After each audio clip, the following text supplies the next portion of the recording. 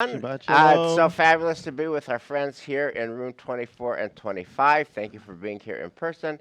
So fabulous to be with all of you who are learning with us online. Last week's class began with a searing vignette of a young man, Olga Sansky, who was age 26 and was murdered in a terrorist attack in late January in East Jerusalem. And the school from which he was an alum, Amit, sent out a notice about him, and their tagline was not "May he rest in peace," and it was not "Baruch Dayan Ha'emet." Its tagline was "Hashem Yikom Damo," May God avenge his blood. And last week we had a whole conversation around praying for revenge. May God avenge his blood is something of a prayer, and do we pray for revenge? Are we comfortable, etc.? And of course, the answer is there's sources on both sides. This week's class builds off of that energy because this week the question is not do we pray for revenge? This week the question is do we take revenge when we can take revenge? And the issue is capital punishment. And it turns out that the mass murderer of the Tree of Life Synagogue is going to be going on trial in April. And it turns out that because this case was brought under the previous administration, which had a posture of seeking the death penalty, the current Justice Department is going to seek the death penalty. And the question is, do we want to not pray for revenge? That's our question. Do we want to take revenge? And how do we think about capital punishment in this case? So we're going to thank God for the gift of learning Torah together, and then we'll get right into it. Baruch atah Adonai Eloheinu melech haolam, asher kitshanu b'mitzvotav v'tzivanu la'asok b'divrei Torah. Ve'arevna Ve'arevna Adonai Adonai Eloheinu et divrei Toratcha b'finu ובפי עמך בית ישראל. ונהיה אנחנו וצאצאינו וצאצאי עמך בית ישראל. כולנו יודעי שמך ולומדי תורתך לשמה. ברוך אתה אדוני המלמד תורה לעמו ישראל. ברוך אתה אדוני אלוהינו מלך העולם. אשר בחר בנו מכל העמים ונתן לנו את תורתו. ברוך אתה אדוני נותן התורה.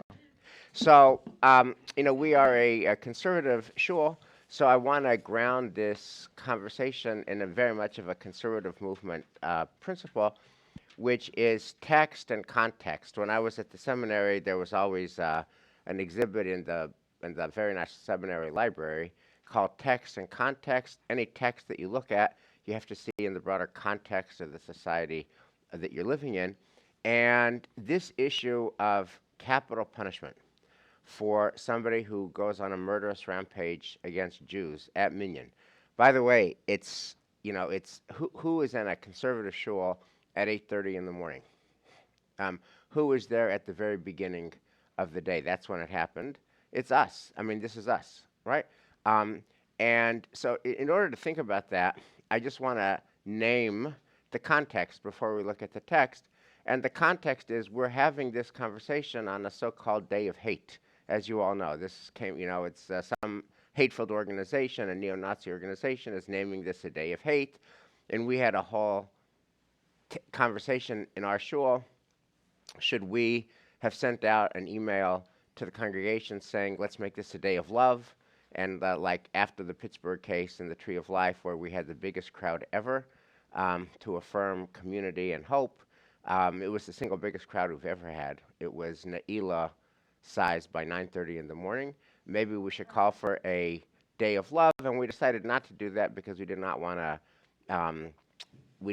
shine the light on this day of hate. But the fact is, there's a day of hate. The fact is that incidents of hatred in general are up, and especially against the Jewish people are up. That's our context. And so the question, as we're thinking about capital punishment for the Tree of Life murderer, is, do we as a society, do we want to press our society, our Justice Department, to say, hey, don't mess with the Jews, don't mess with anyone, there's no place for hate, and if you hate and if you kill, you'll be killed. And is that that's a question that's presented by this day of hate context, by the fact that these kinds of incidents of murderous rage and hate are happening increasingly. That's a context. Let's take a look at the text. I just want to ground us in the text which is on the last page. This is the seminal text. If you ask the question, what does Jewish tradition have to say about capital punishment? This is it. As you know, there's a lot of capital punishment in the Torah. There's a lot of mot yumat. If you violate God's laws, mot yumat, you'll be executed. And there's different modes of capital punishment, but that's all theoretical. That rabbis in this famous Mishnah actually engage, like, should we actually do this? I know the Torah tells us mot yumat, somebody should definitely die, but should we actually do this? And if you look at the structure of this Mishnah, you will see there's 4 voices. There's no, really no, really, really, really, really, really no, never, never, never. Yeah, if you do that, we're going to have a really bloodthirsty society without boundaries. And you're left with both. So let's take a look at it. All right. A Sanhedrin that carries out an execution once in 7 years is called destructive or bloodthirsty. Chavlanit is a word now for terrorism. So it's bloodthirsty, it's terroristic, it's violent. So if you do an execution once every 7 years, that's bloodthirsty, destructive. Rabbi, and that's given by an anonymous Tana. Okay, Rabbi Eliezer ben Azariah says once in 70 years. That is to say, if a Sanhedrin would execute somebody every 70 years, that would be a bloodthirsty Sanhedrin. Then Rabbi Tarfon and Rabbi Akiva say, and they're frequently antagonists. So this is, Mitch McConnell and John Kerry coming together on something, right? Mitch McConnell and John Kerry come together, right? They're frequently antagonists, and they say, and by the way, they're also like the biggest name. Rabbi Akiva especially is the biggest name. I mean, this is like the Mount Rushmore of rabbis in the Talmud.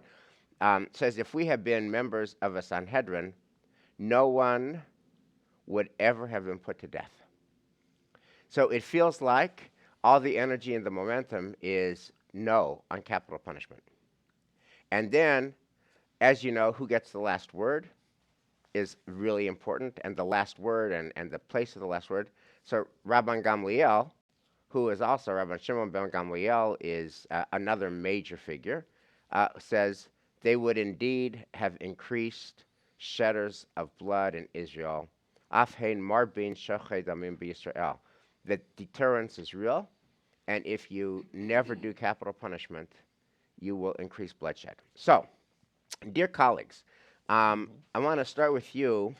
In general, if you could talk about your thinking at a general level about capital punishment, grounded in this framework, and then what the particulars of the Tree of Life massacre murderer would do to your general thinking. And on that, I did want to just invite all of us to take a look on page 1 of the handout are the names of these 11 innocent, lovely human beings, members of a conservative shul in Pittsburgh, who were murdered by this man, and including famously a Holocaust survivor.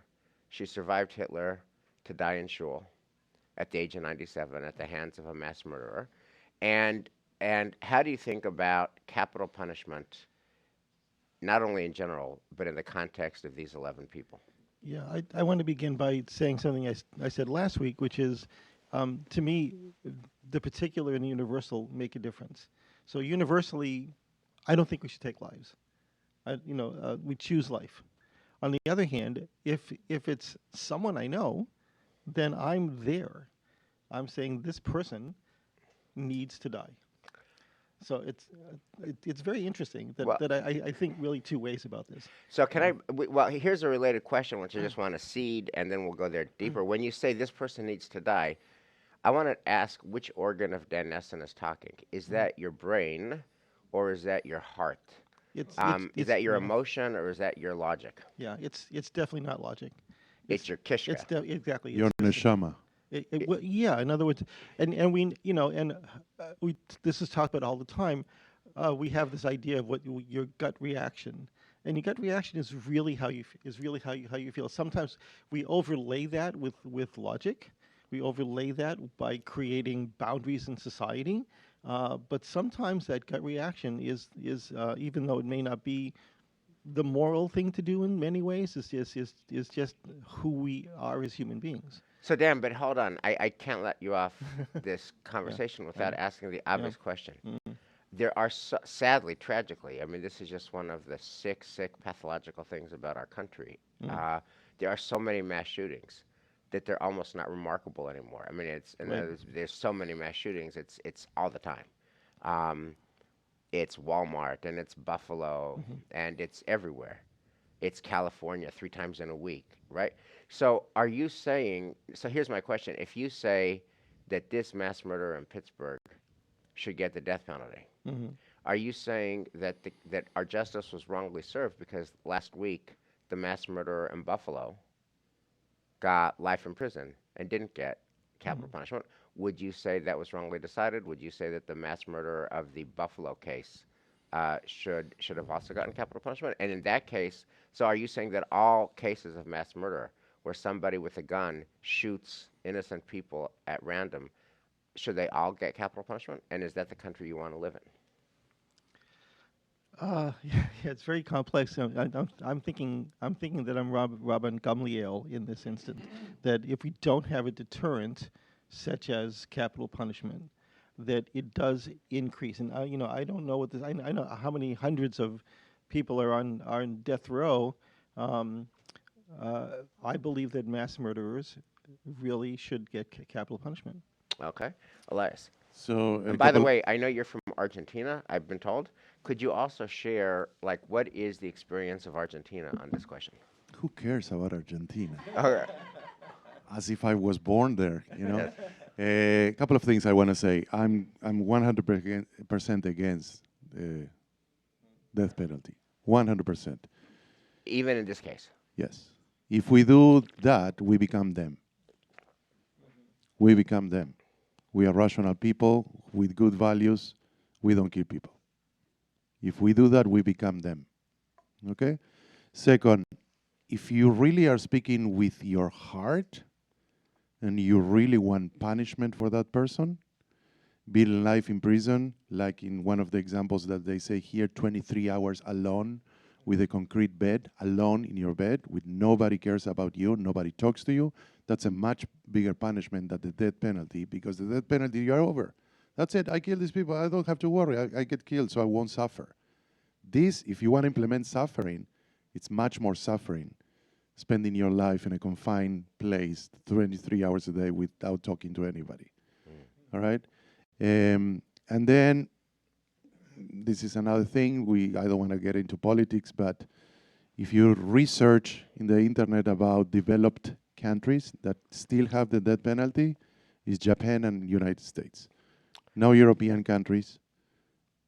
Most of the countries that are civilized abolished it, and we are one of them that still continues doing that. So that's why I was asking, not facetiously, what is the experience? I don't know what Latin America's policy is. Like, did you grow up encountering this issue? There is no death penalty. There's no death penalty in No, Argentina either. no. So you're saying that we're really an outlier. By the way, as you know, Israel has executed one person, Eichmann.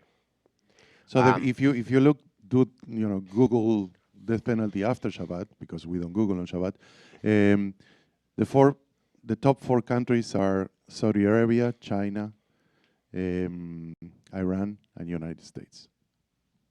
And Elias, that's so interesting. What do you think that says about the United States? What does that say about us? Colleagues? No, what does that say about? I mean, like we don't want to be in that company. But apparently we are. So why? Why are we there? I don't know. I don't think I'm the person to answer that question. It's something that society has come together and decided over centuries.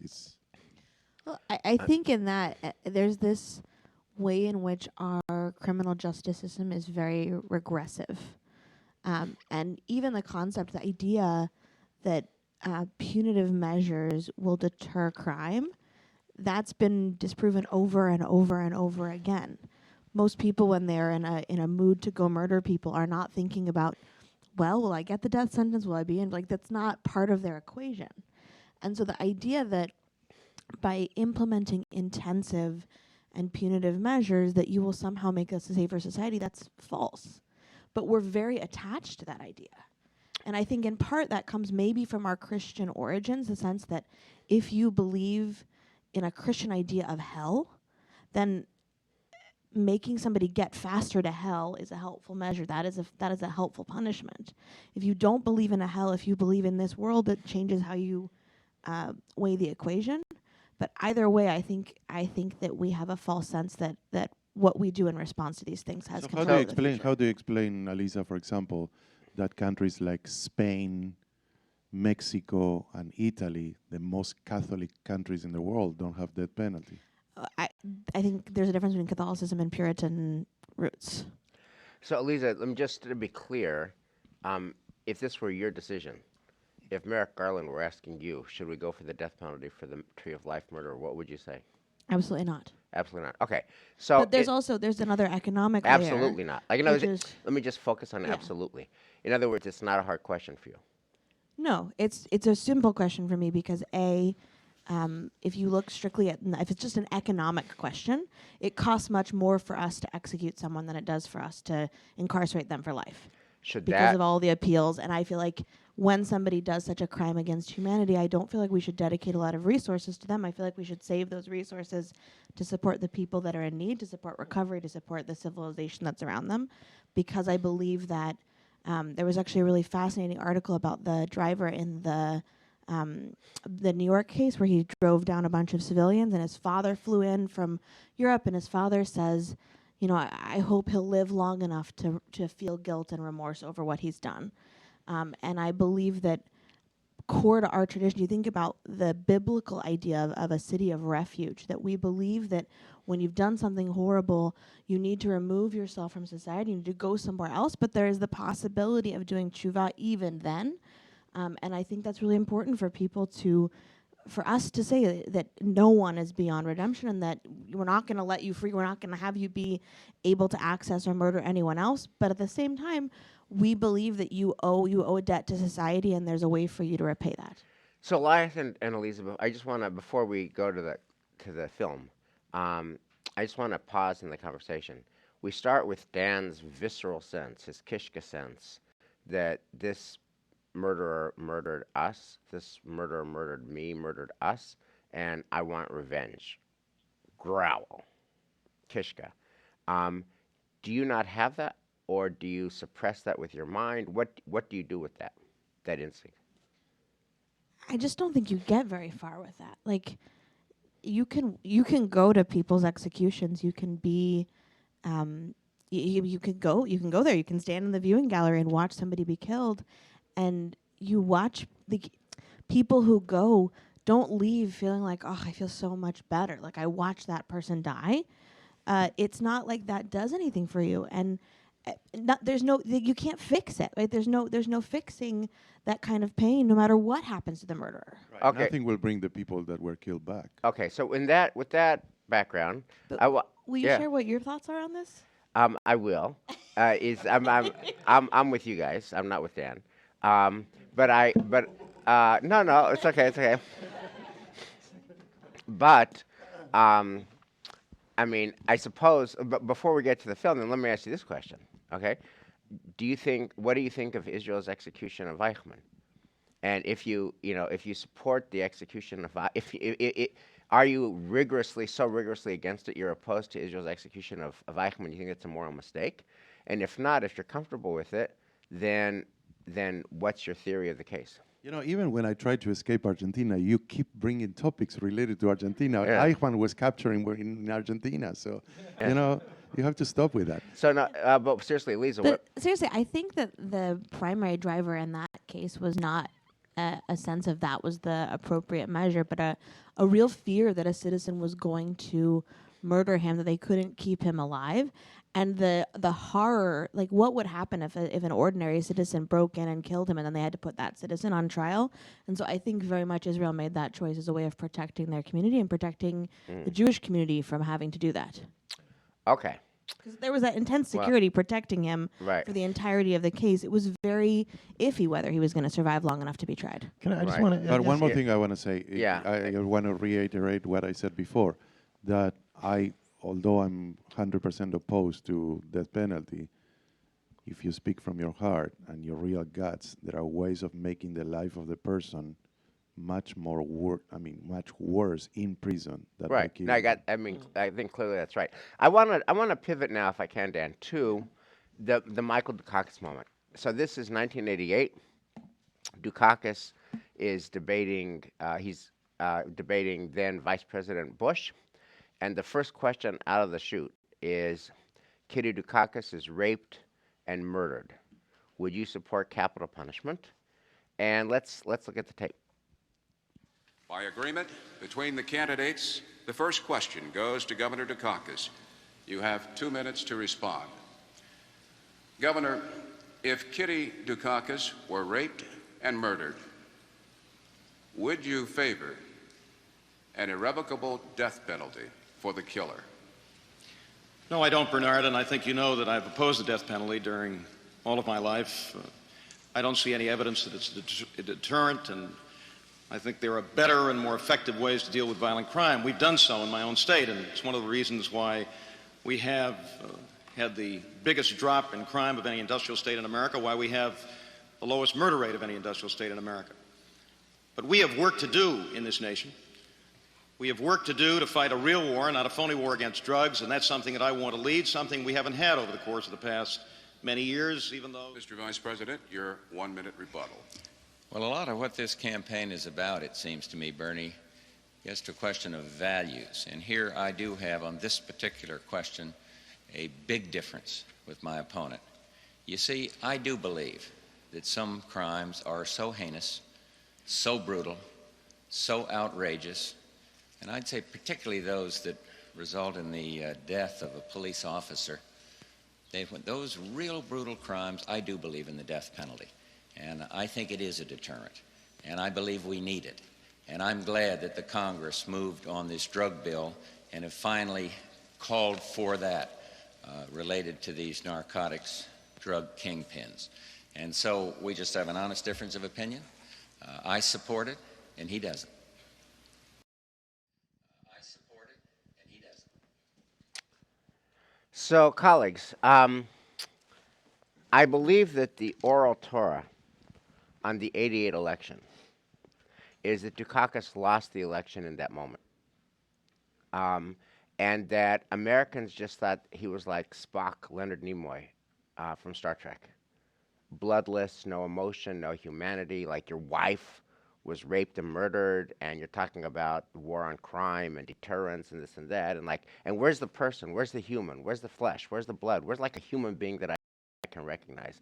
And there was like an overwhelming sense that Dan was right.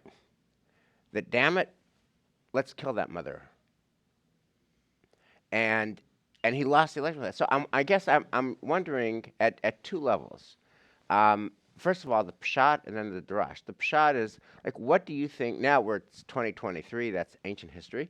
What do you think of his answer, Dukakis' answer then?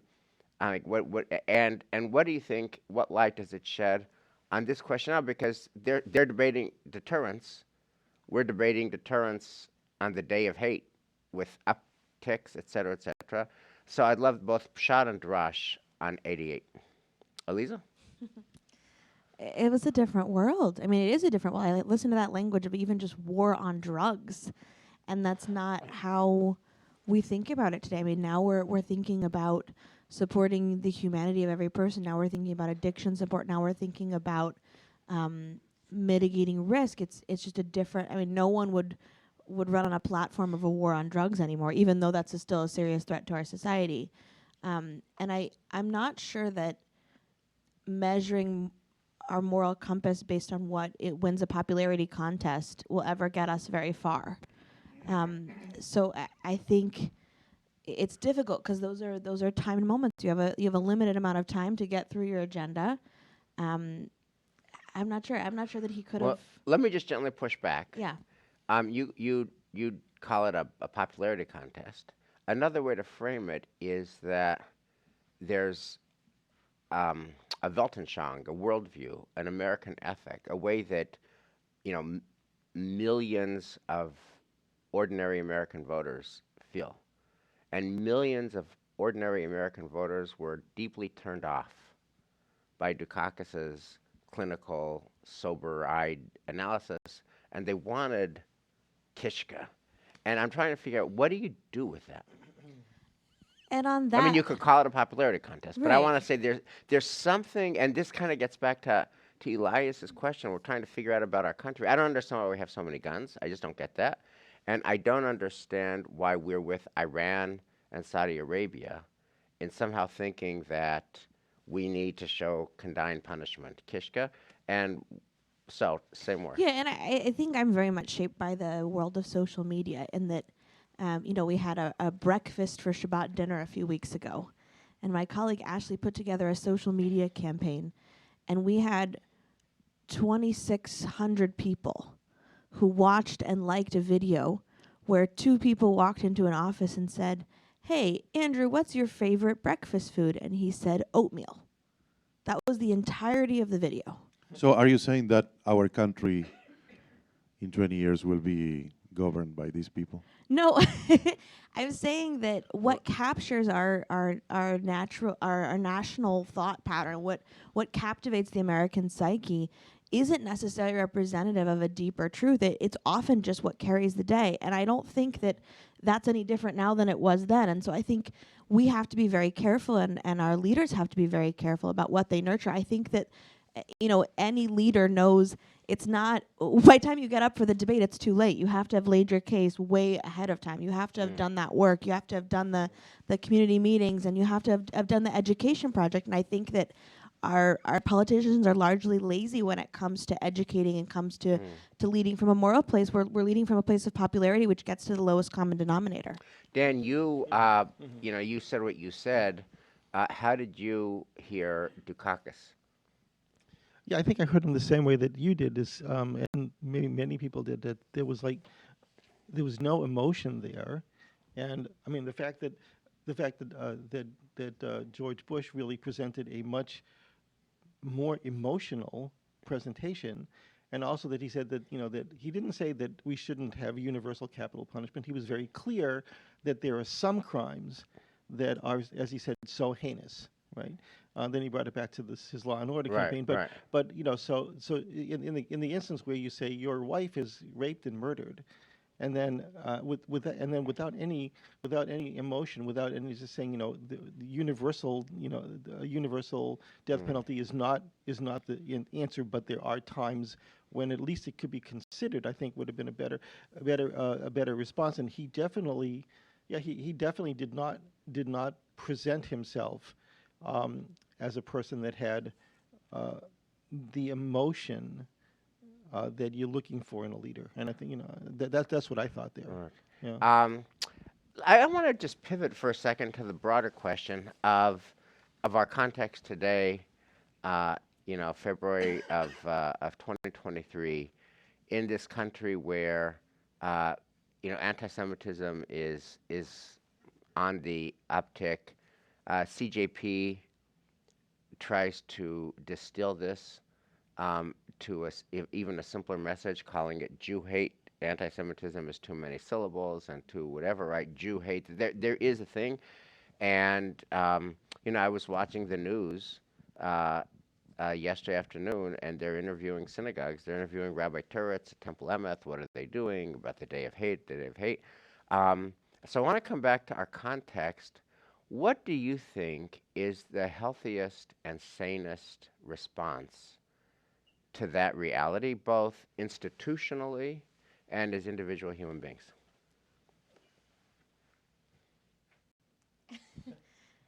I think it's a really interesting question because I think we as a Jewish community have two different and equally compelling opportunities, right? There's one which says, right after Pittsburgh, we had the biggest crowd here on a Shabbat morning that we've ever had.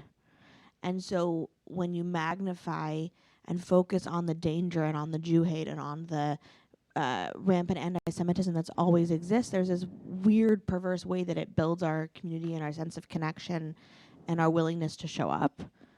On the other hand, I don't think that that's actually an effective strategy. Like that doesn't last long term, and I'm not sure that I want to be a part of a community that's just motivated by fear and anger and trauma.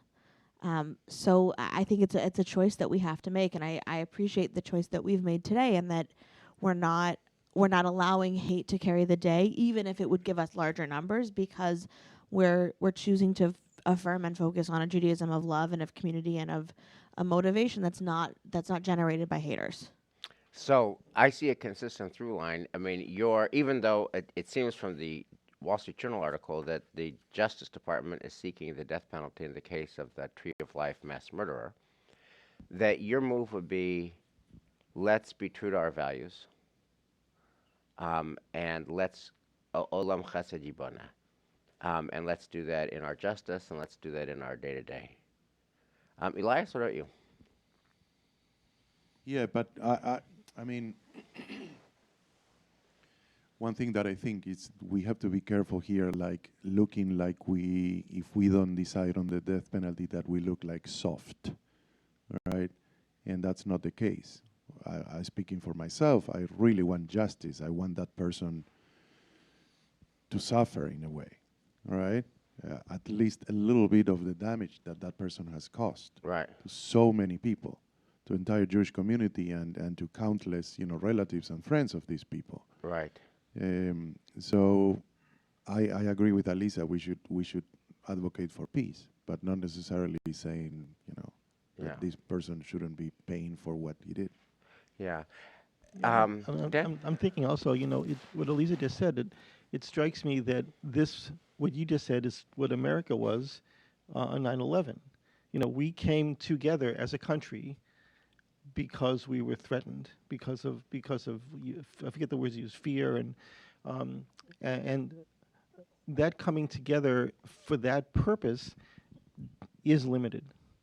Is limited. So I want to close the class by asking for an honest self-assessment, which is, on the day of hate, so-called, I want to think about the Lubavitcher Rebbe, may he rest in peace, in the treatment of his book, in the Rebbe by Telushkin.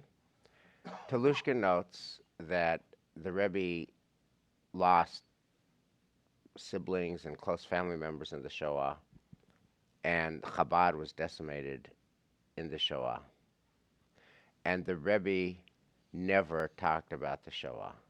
And at least according to Telushkin's book, which came out several years ago, I don't know what the reality is today, but as of the publication of the Telushkin book X years ago, Chabad was the one part of modern Judaism that does not talk about the Holocaust, right? And that the Rebbe said the response to all this that we would call Jew hate, that CJP would call Jew hate, is Shabbos, is tefillah, is simcha shal mitzvah, is joy, is the joy of Jewish living, that is the best revenge is a mitzvah.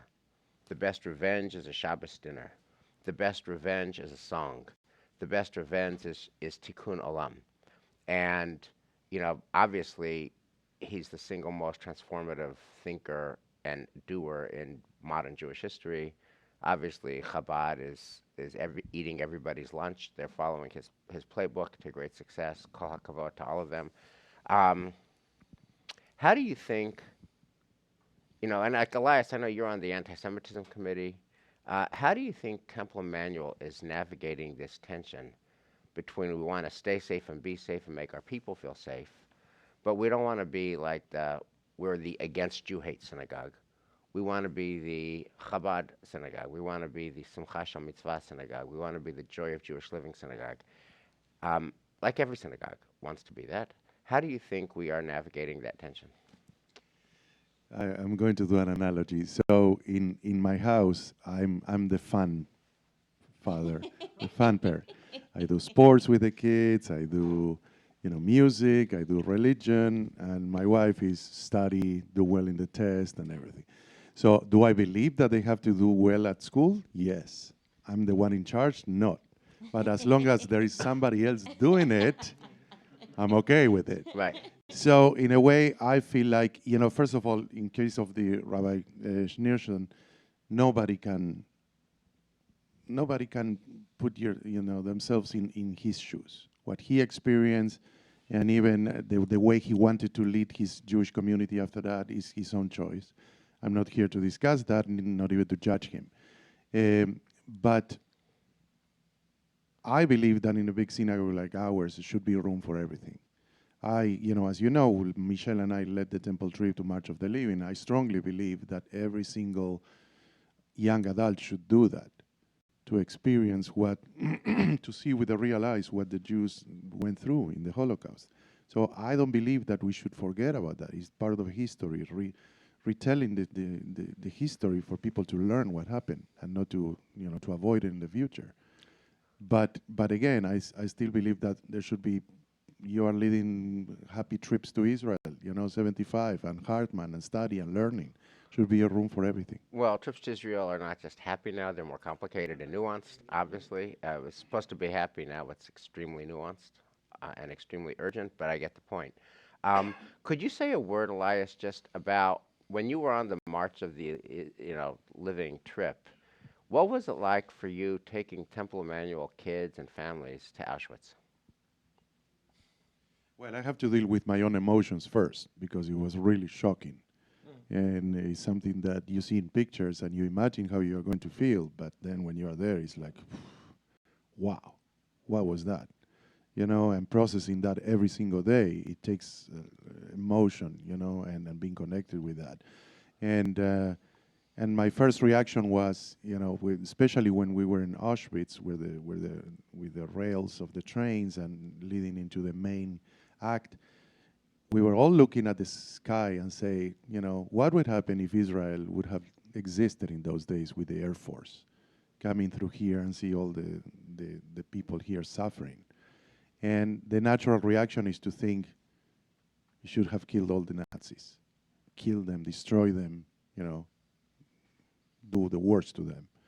And so that is a feeling and a thought that I couldn't avoid having there while I was there.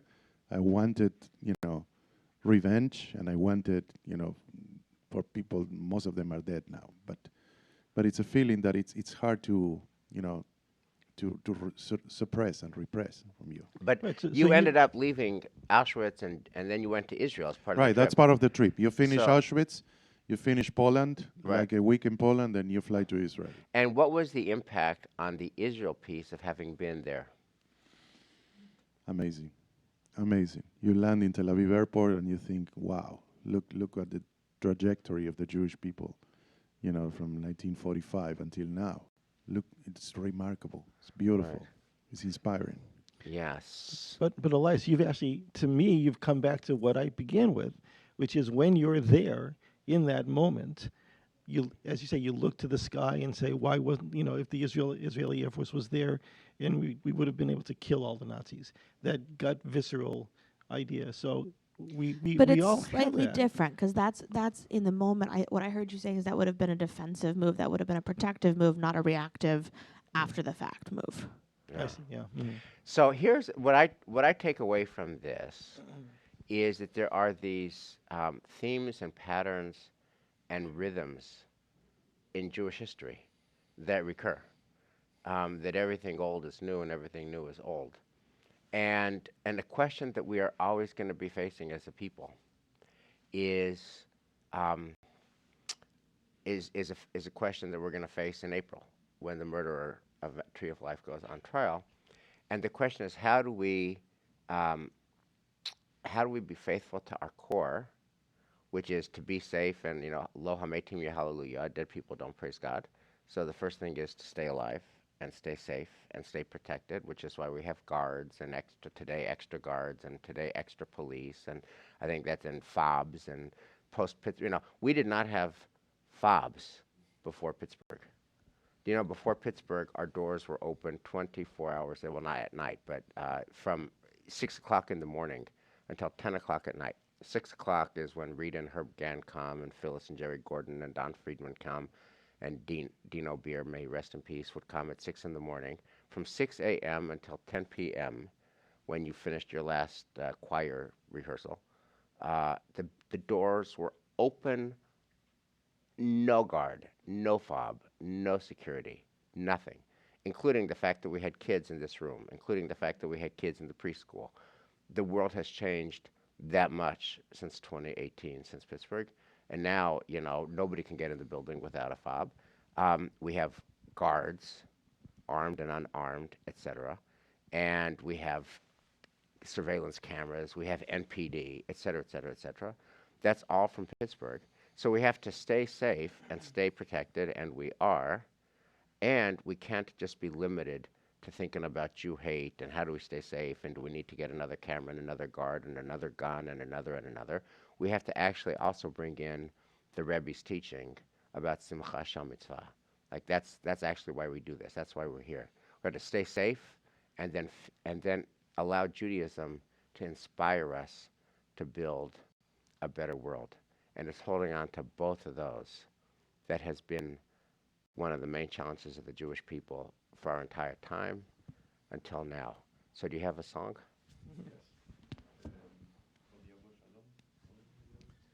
Od yabo shalom, od yabo shalom, od yabo shalom, od yabo sim shalom. Tova ubracha, en b'chesed berachamim aleinu, ve'al kol Yisrael, ve'al kol yoshvei tevel, ve'yimeru amen. Od yavo shalom, od yavo shalom, od yavo shalom, od yavo. Thank you, colleagues.